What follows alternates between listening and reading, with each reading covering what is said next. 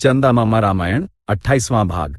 तारा ने लक्ष्मण को रोककर कहा, लक्ष्मण, शीघ्रता में सुग्रीव की निंदा न करो, वह राम कार्य को भूला नहीं है। सुग्रीव ने पहले ही यह घोषित कर दिया था कि सभी वानरों को 15 दिनों के भीतर उपस्थित होना होगा और जो नहीं आएंगे उन्हें मृत्युदंड दिया जाएगा। आज ही उस अवधि का अंतिम दिन है। ये सत्य है कि दीर्घकाल तक कष्ट भोगने वाला सुग्रीव अब भोग लालसा में लिप्त है, किंतु तुम इसे क्षमा कर सकते हो, अतः तुम क्रोध का त्याग करो। तारा के वचनों से लक्ष्मण शांत हो गए। ये देखकर सुग्रीव को किंचित साहस प्राप्त हुआ। उसने लक्ष्मण से कहा, लक्ष्मण, राम ने मुझ पर जो महान उपकार किया है उसके बदले में मैं उनके लिए क्या कर सकता हूँ?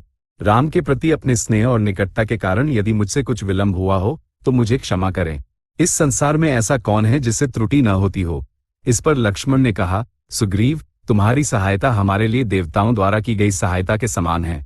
एक बार चलकर अत्यंत शोक में निमग्न राम को सांत्वना दो। उनके दुख को देख पाने में असमर्थ होने के कारण ही मैं क्रोधित हुआ था, मुझे क्षमा करो।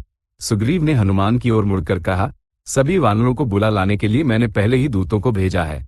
उनके पीछे अब कुछ और वानरों को भेजो और विभिन्न पर्वतों, समुद्र तटों तथा वनों में रहने वाले नाना प्रकार के वानर शीघ्र आकर सम्मिलित हों, ऐसी व्यवस्था करो। उन्हें बुलाने के लिए साम, दान आदि उपायों का प्रयोग करो। 10 दिनों के भीतर जो वानर नहीं आएंगे उन्हें मृत्युदंड दिया जाएगा। यह मेरी आज्ञा है। तदनुसार हनुमान ने अनेक वानरों को अनेक दिशाओं में भेजा। धीरे धीरे वानर सेनाएं किष्किंधा आने लगी। काले वानर, हरे वानर, श्वेत वानर और भयानक लाल वानर, सभी प्रकार के वानर आए। वानर अपने निवास स्थानों पर मिलने वाले फल और सुगंधित पुष्प भी लाए। उन्होंने उन्हें सुग्रीव को भेंट स्वरूप अर्पित किया। अपने निमित्त बड़े स्तर पर कार्य प्रारंभ करने वाले सुग्रीव के प्रति लक्ष्मण के मन में भक्ति और विश्वास उत्पन्न हुआ और उन्होंने उसे अपने निवास स्थान पर आमंत्रित किया। सुग्रीव सहमत हो गया, अपनी पालकी मंगवाई, उसमें लक्ष्मण को बैठने के लिए कहा और उनके साथ स्वयं भी बैठकर राम के निवास की ओर प्रस्थान किया। वानरों ने उन पर श्वेत छत्र धारण किया, चांवर डुलाए, शंख ध्वनि की और भेरी का नाद किया। मार्ग भर स्तोत्र पाठ किए गए। सैकड़ों वानर वीर पालकी के पीछे चले। प्रस्रवण पर्वत पर गुफा के समीप पालकी रुकी। सुग्रीव लक्ष्मण सहित पालकी से उतरे, राम के समीप जाकर हाथ उठाकर नमस्कार करके खड़े हो गए। शेष सभी वानर भी वैसे ही हाथ उठाकर नमस्कार करते हुए खड़े रहे।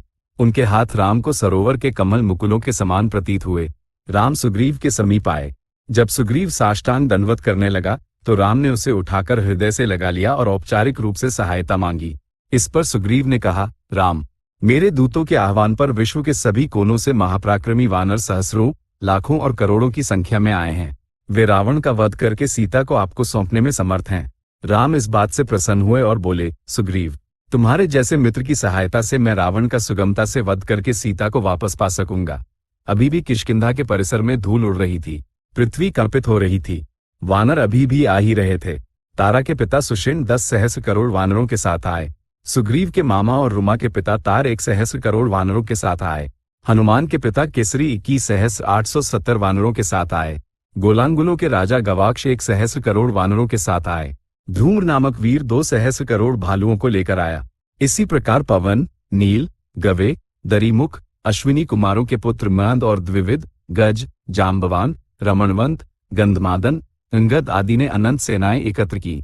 उन्हें झरनों और पर्वतों के समीप ठहराया गया। सुग्रीव ने इन सभी वानर सेनाओं को राम को सौंप दिया और उनसे कहा कि वे इनका यथायोग्य उपयोग करें। राम ने कहा, सुग्रीव, सर्वप्रथम हमें 2 बातें ज्ञात होनी चाहिए। सीता जीवित है या नहीं, ये पहली बात है। दूसरी बात ये कि रावण का निवास स्थान कहाँ है। इन 2 सूचनाओं के मिलने के पश्चात ही हम कर्तव्य का निर्णय करेंगे। ये सूचनाएं एकत्र करने में मैं और लक्ष्मण समर्थ नहीं हैं। ये कार्य तुम्हारे द्वारा ही संपन्न होना चाहिए। तब सुग्रीव ने विनत नामक वानर नायक को बुलाकर कहा, तुम 1 लाख वानरों को लेकर पूर्व दिशा की ओर जाओ। रावण के स्थान का पता लगाओ और सीता की स्थिति की जानकारी लेकर आओ। सुग्रीव ने ये चेतावनी भी दी कि सीता की खोज में जाने वालों को 1 मास के भीतर लौट आना होगा और जो नहीं लौटेंगे उन्हें मृत्युदंड दिया जाएगा।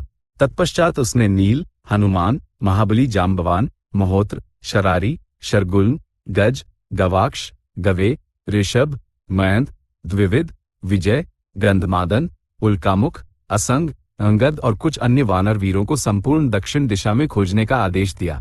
उसने उन्हें दक्षिण में स्थित सभी देशों का विवरण दिया और कहा, जब तुम दक्षिण तट पर पहुंच जाओ तब समुद्र पार करने का उपाय सोचना, क्योंकि समुद्र में 100 योजन के विस्तार वाली लंका है, वही रावण का निवास स्थान है। वहां सीता की भली भांति खोज करना।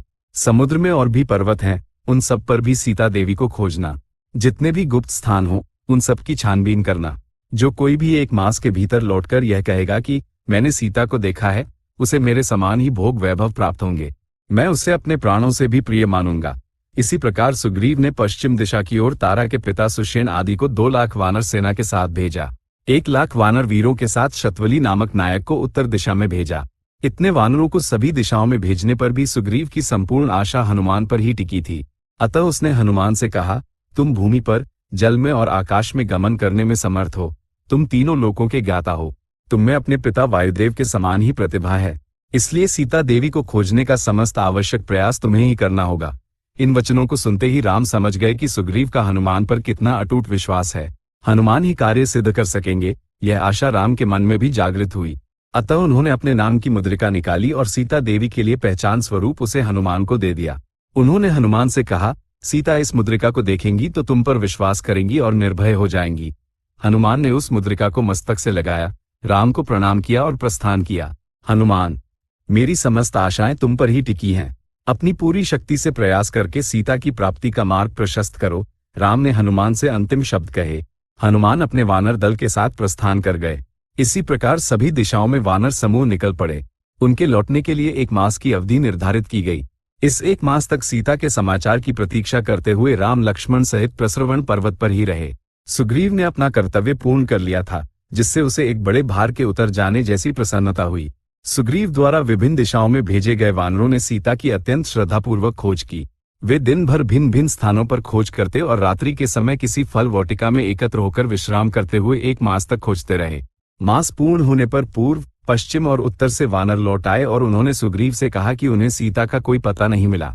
अब दक्षिण की ओर प्रस्थान करने वाले वानर वीर सीता की खोज करते हुए बहुत दूर विंध्य पर्वत तक पहुंच गए। विंध्य पर्वत कोई साधारण पर्वत नहीं है। उस पर अनेक शिखर और अनेक गुफाएं हैं। उसके परिसर में अनेक नदियां और दुर्गम अरण्य हैं। वानरों ने धैर्यपूर्वक प्रत्येक स्थान की खोज की। एक स्थान पर उन्हें एक भयानक राक्षस दिखाई दिया। उसे ही रावण समझकर अंगद ने उसे एक ही प्रहार में रक्त वमन कराते हुए मृत्यु के द्वार पहुंचा दिया। उन्होंने समीप में सीता की खोज की, किंतु उनकी आशा सफल नहीं हुई। अंत में सभी थककर एक वृक्ष के नीचे बैठ गए। अंगद ने शेष वानरों से कहा, सीता के लिए हमारा परिश्रम अब तक सफल नहीं हुआ है। बहुत दिन बीत गए हैं। सुग्रीव कठोर दंड देने वाले व्यक्ति हैं, अतः हमें और अधिक लगन से खोज करनी चाहिए। हमें निद्रा का भी त्याग करना होगा। गंधमादन ने भी अंगद के विचार का समर्थन किया। क्षुधा और प्यास से व्याकुल स्वर में उसने कहा, सुग्रीव की आज्ञा के अनुसार सभी समस्त वनों, पर्वतों, गुफाओं और कंदराओं में सीता की खोज करो। तुरंत सभी वानर उठ खड़े हुए और विंध्य के वनों में सीता की खोज करने लगे। उनके उस पर्वत की खोज पूर्ण करने से पूर्व ही 1 मास की अवधि समाप्त हो गई। चंदामामा रामायण 28वां भाग संपूर्ण। अधुना स्वस्ति।